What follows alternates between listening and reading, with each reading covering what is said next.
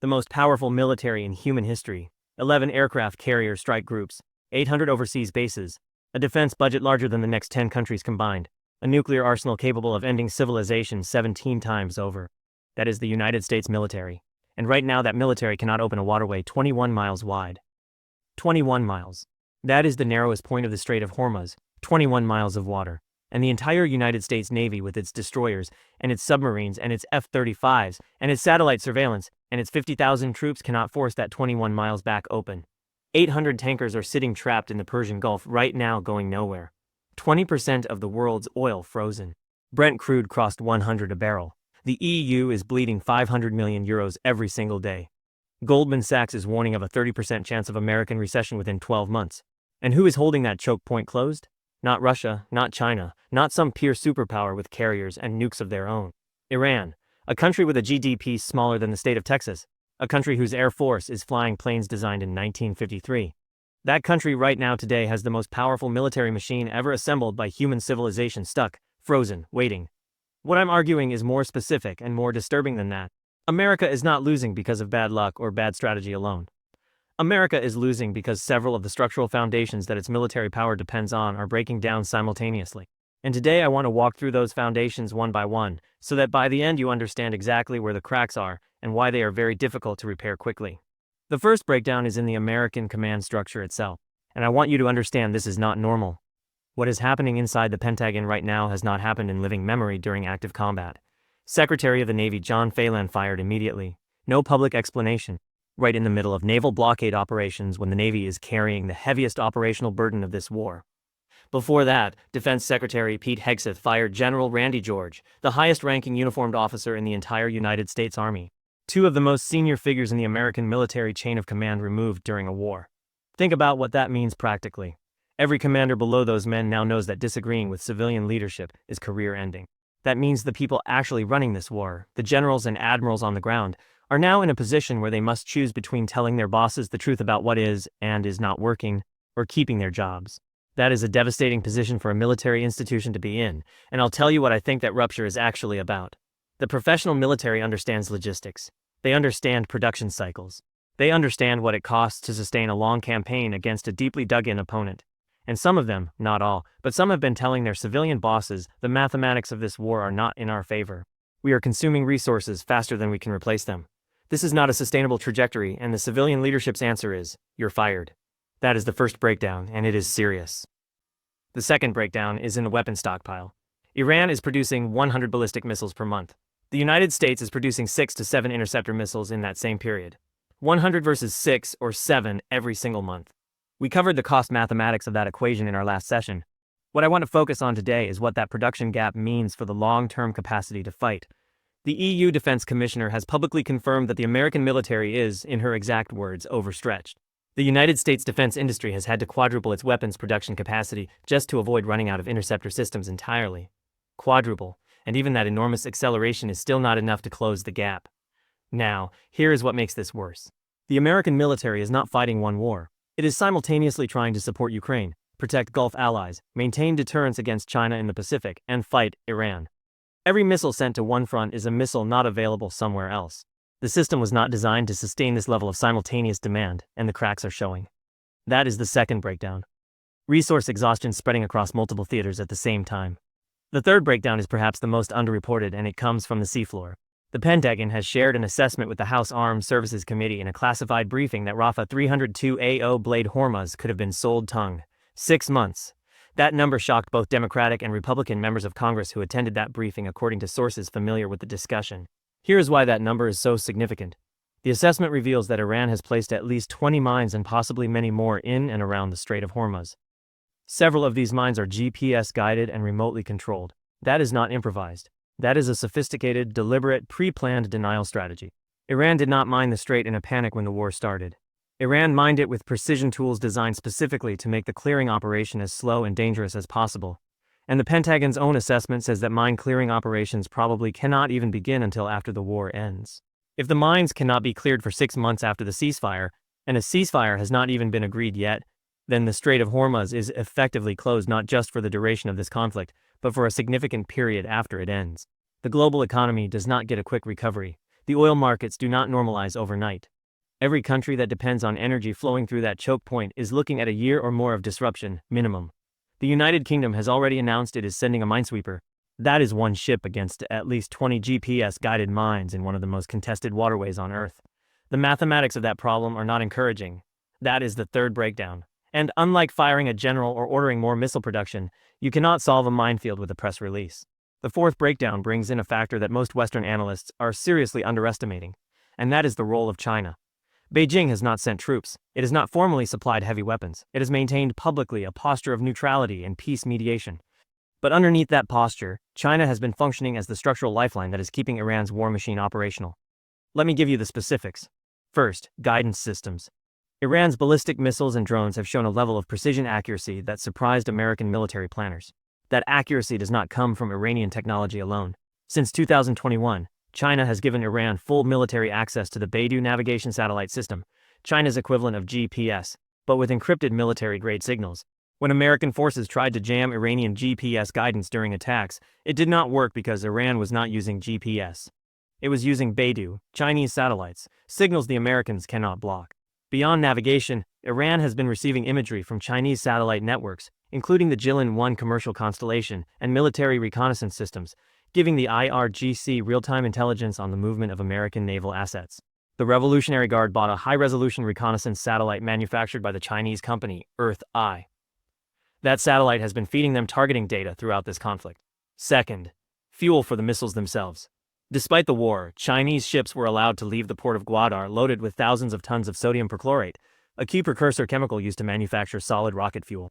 The blockade is supposed to be cutting off Iran's war-fighting capacity, but the rockets Iran is firing at American assets are being refueled by supply chains that run through Chinese ports. Third, the financial system. China purchases approximately 90% of Iran's crude oil exports. In 2025 alone, that informal trade was worth approximately $31.2 billion, representing roughly 45% of the entire Iranian government budget. That is not trade, that is a subsidy. Without Chinese oil purchases, Iran's government runs out of money to pay its soldiers, fund its missiles, and sustain its military operations within months. And China has constructed an entire parallel financial architecture to make sure that money keeps flowing regardless of American sanctions. Iranian oil revenues are processed through shell companies and banks in Hong Kong and mainland China, converted into RMB and fed back into the global financial system in ways that American Treasury sanctions cannot easily track or intercept. Fourth, diplomatic protection. When Arab states and the United States pushed Resolution 2817 at the UN Security Council condemning Iran's attacks on Gulf infrastructure, China voted to abstain, calling the resolution unbalanced. When Bahrain sponsored a draft resolution that would have given legal legitimacy to a military operation to force open the Strait of Hormuz, China and Russia jointly vetoed it. Without that veto, the legal and political framework for a broader coalition operation against Iran's mining campaign would have been much easier to assemble. Now, here's what I want you to understand about why China is doing this. China is not doing this because it loves Iran. China is doing this because it is a rational actor pursuing its own interests. And China's interests right now is to see the United States military exhausted, overextended, and humiliated without China having to fire a single shot or spend a single soldier. Every day this war continues, America burns through missiles, money, political capital, and allied goodwill. Every day this war continues, the credibility of American military deterrence in Taiwan, in the South China Sea, in the Pacific erodes a little further. Every day this war continues, more countries quietly update their strategic calculations about whether American security guarantees are still worth the cost of alliance. China is watching America fight Iran the same way a chess player watches his opponent spend all his pieces taking a pawn. It costs China almost nothing, and it weakens the board position of its primary adversary enormously. And here is the specific operational consequence of China's involvement that I want you to sit with. The American naval blockade, the central instrument of coercive pressure in this conflict, is predicated on the assumption that cutting off Iran's oil exports will drain Iran's financial capacity to sustain the war. That is the logic. That is the theory. Cut the money, cut the will to fight. But that theory only works if the blockade actually cuts the money.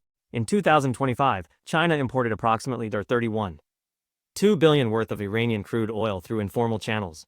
That number, $31 billion, represents roughly 45% of the entire Iranian government budget, nearly half. Which means that even with an American naval blockade in place, even with dozens of ships being turned around, even with CENTCOM claiming success, Iran still has access to a financial lifeline worth nearly half its government spending through Chinese oil purchases that bypass the dollar system entirely. The shadow fleet runs out of Chinese ports. The tankers turn off their tracking systems, the money flows through Hong Kong shell companies, and the Revolutionary Guard continues to pay its soldiers, manufacture its missiles, and maintain its position in the Strait.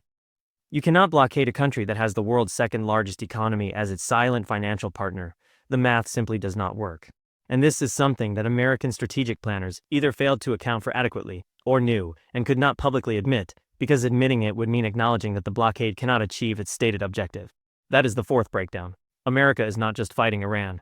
America is fighting Iran while China systematically undermines every pressure point America is trying to apply. Now, let's put these four breakdowns together and look at the overall picture. Because when you stack them on top of each other, what you see is not one problem. What you see is a set of interconnected structural failures that reinforce each other. The command breakdown means that honest military assessment is being suppressed. The people who understand the resource problem most clearly are being removed from their positions. This means that bad strategic decisions made at the civilian level are not being corrected by institutional expertise. They are being enforced by threat of termination. The production breakdown means that even if the strategy were correct, the material foundation to execute it is not there. You cannot intercept 100 missiles a month with 6 interceptors. You cannot sustain simultaneous operations in Ukraine, the Gulf, and the Pacific without eventually making choices about which front gets left under-resourced. The minefield breakdown means that even a successful ceasefire does not produce the outcome America needs, which is a reopened Strait and normalized oil markets. 6 months of mine clearing after a ceasefire means 6 months of continued economic disruption, 6 months of elevated oil prices, 6 months of inflationary pressure, 6 months of political damage to whoever is in office when those prices hit ordinary Americans at the gas station. And the China breakdown means that the economic pressure tool, the blockade, is fundamentally compromised. You cannot strangle an economy that has a parallel financial lifeline running through the ports of the world's second largest economy. The blockade is causing real damage to Iran, but it is not causing the kind of decisive existential damage that would force a capitulation, because China is making sure the damage stays manageable. This is the strategic trap that America has walked into. Now, I want to step back and look at why this matters beyond the immediate conflict, because this war is not just a story about Iran and America. It is a stress test of the entire architecture of American global power. Since 1945, American strategic dominance has rested on 3 pillars: naval control of global sea lanes, the credibility of military deterrence, and the dollar's role as the world's reserve currency. All 3 of those pillars are being challenged simultaneously right now. Naval control: the United States cannot clear 20 mines from a 21-mile strait for 6 months. That is not a minor embarrassment. That is a signal to every country watching, including China, Taiwan, North Korea, and Russia, that American naval dominance has real operational limits that can be exploited by a sufficiently determined and well-prepared adversary. Think about what that signal does to deterrence calculations in Beijing. For decades, the implicit assumption in Chinese strategic planning has been, if we move on Taiwan, American carriers arrive, and we cannot stop them. That assumption is now being revised in real time. Not because China is watching America lose, but because China is watching America struggle against Iran, a country that does not have a single aircraft carrier, a country whose most advanced air defense system, the Bavar 373, was reverse-engineered from Russian technology, a country that is simultaneously dealing with crippling internal political divisions and a collapsing civilian economy.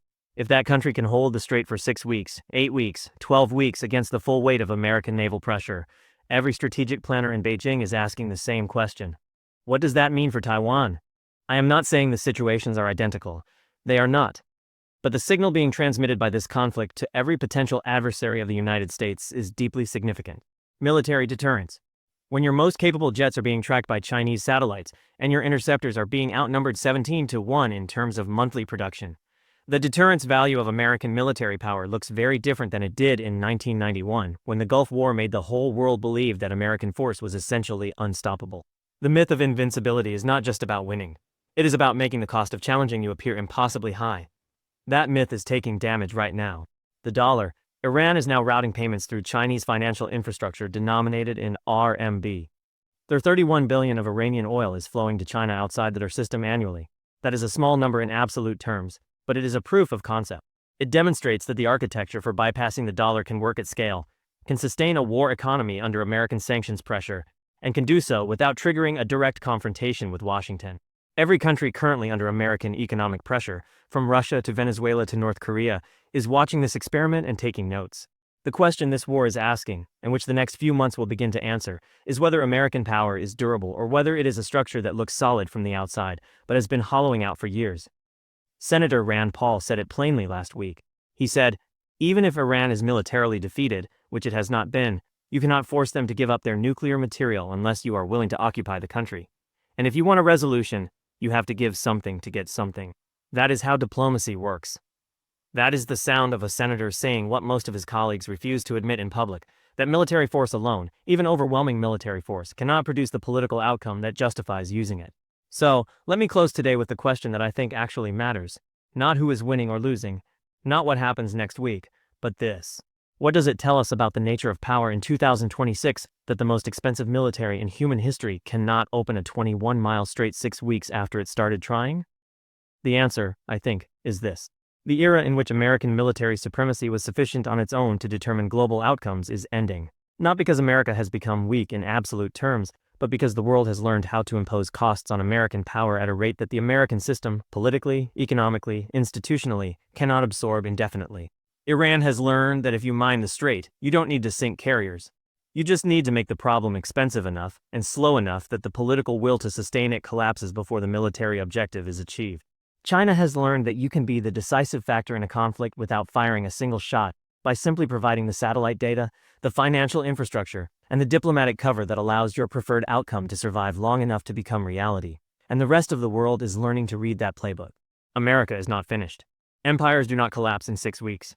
But the cracks visible in this war, the command dysfunction, the production gaps, the unsolvable minefield, the compromised blockade, these are not temporary setbacks. They are structural, and structural problems do not fix themselves.